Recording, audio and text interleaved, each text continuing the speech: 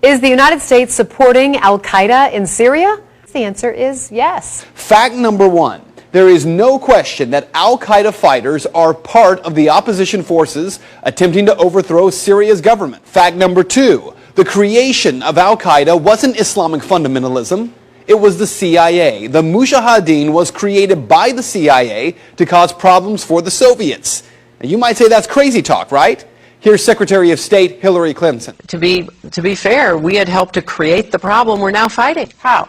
Because when the Soviet Union invaded Afghanistan, we had this brilliant idea that we were going to come to Pakistan and create a force of Mujahideen, equip them with Stinger missiles and everything else to go after the Soviets inside Afghanistan.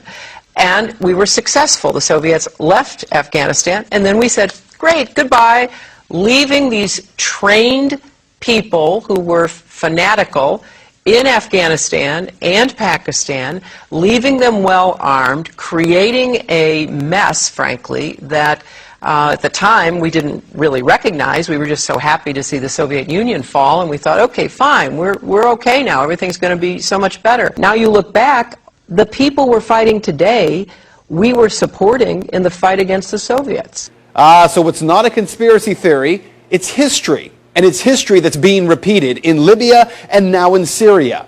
But there is a bigger problem here, one that every American should be questioning. We're fighting Al-Qaeda in Afghanistan, but we're also bombing Al-Qaeda targets in Pakistan and in Yemen.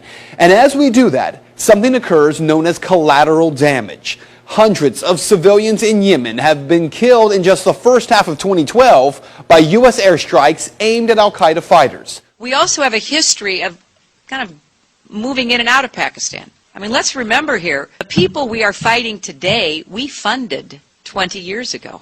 And we did it because we were locked in this struggle with the Soviet Union.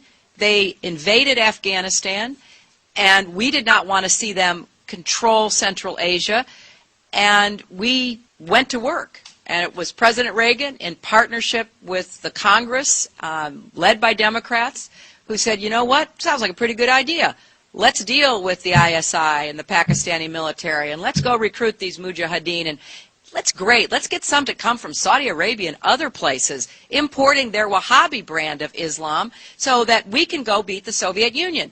And guess what? They retreated, they lost billions of dollars, and it led to the collapse of the Soviet Union. So there's a very strong argument, which is, wasn't a bad investment to end the Soviet Union, but let's be careful what we sow, because we will harvest.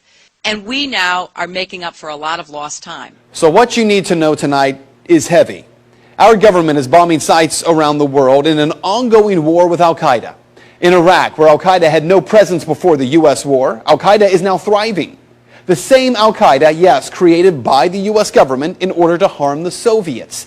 And today, at least 13,000 civilians in Afghanistan are dead as a result of that war with Al-Qaeda. So with all respect to Ms. Fitzgerald from the Irish Times, this is not propaganda.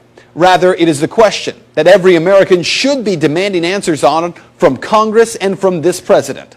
Why are we giving Al-Qaeda fighters money and weapons to overthrow yet another government in the Middle East?